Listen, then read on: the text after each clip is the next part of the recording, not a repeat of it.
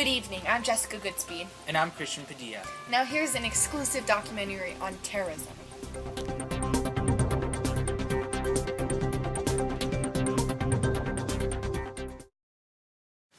In 21st century America, terrorism has managed to engulf American psyche. From the attacks on the World Trade Center in 2001 to the more recent San Bernardino attacks, the tensions that our country undergoes daily due to terrorism have heightened. Even the recent attacks in France and Belgium, which have turned Europe into upheaval, have had their impact on American society. Let's define terrorism, since there have been many different goals and motives of different terrorist groups. Terrorism is defined by the FBI as violent acts or acts dangerous to human life that violate federal or state law and appear to be intended to intimidate or coerce a civilian population or to affect the conduct of a government by mass destruction, assassination, or kidnapping. From having your phone and internet data collected to the militarization of police, the war on terror is having a major effect on American lives. 21st century terrorism is at a whole new level due to new technology and social media. Gone are the days of a centralized, hierarchical, international terrorist movement with Al-Qaeda clearly in the lead. That system has been replaced by a much more diffused network of regional terrorist groups and individual actors connected to terrorist leaders only by the internet. Terrorism has so closely affected the United States in the 21st century that we see changes to our daily lives. An example that a person can see daily is security policies that dominate airports around the country. For example, passengers now have to arrive 3 hours ahead of their scheduled flight in order to undergo hefty screenings. Thousands of U.S. air marshals are assigned to flights in order to ensure the safety of the passengers on board. There are many different groups that the United Nations has classified as terrorist groups like ISIS, Al-Qaeda, and the Taliban. However, we're going to focus closely on the Islamic extremist groups, ISIS and Al-Qaeda. Al-Qaeda was formed by Osama bin Laden and several other Arab volunteers in 1988. It operates as a network of Islamic extremist jihadists that attacks both civilian and military targets.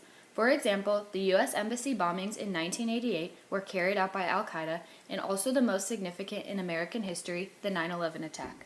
It appears that there is more and more fire and smoke enveloping the very top of the building, and as fire crews are descending on this area, Since the 9/11 attack, America has become engaged in the war on terror by changing and creating policies like the USA Patriot Act, which prioritize national security and defense.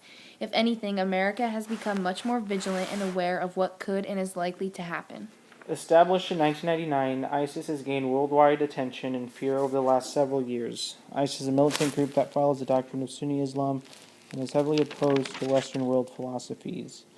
Over the last several years, ISIS has gained much attention and caused much destruction. Whenever you look on the news, you hear of bombings and attacks in the Middle East and Europe, and it has sadly become a normal thing for these catastrophic events to occur. Some very recent attacks include the November attacks in Paris, the heart of France, which killed a total of 120 people. Even more recently, in March of 2016, 32 people were killed and more than 300 were injured after a series of bombs exploded in an airport and a train station in Brussels, Belgium. Both of these events were claimed by ISIS, who is proud of taking innocent lives in order to gain attention and power. Terrorism has changed the view of society in the 21st century. Due to this phenomenon, the lives of millions of people have changed. For example, in this country, unfortunately, Muslims have become a systemic targeted ethnicity. Because of the closed-mindedness that compiles a lot of American citizens, a lot of people assume the worst when around a Muslim. This phobia has to be ended, as it is a main strain that has developed over the last 15 years. The country cannot move forward without dissolving the bands that is within the nation presently. Not only has this ideology spilled over into the followers of Islam, but certain attitudes and perceptions have been altered to illegal immigrants. Because of terrorism, simple aspects of American life have turned into major hassles.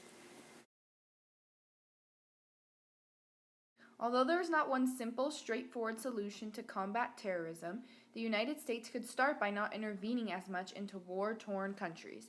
Furthermore, if the U.S. would back off and not force democracy in the American way on other countries, those countries would not hate America so much, leading to less tensions and possibly less terrorist attacks on Western countries and tradition. Both society and terrorism have come a long way, but it is important to remember that as a society, we cannot let terrorism win. Thank you for watching. And now back to Ryan Flores with the weather. Good night.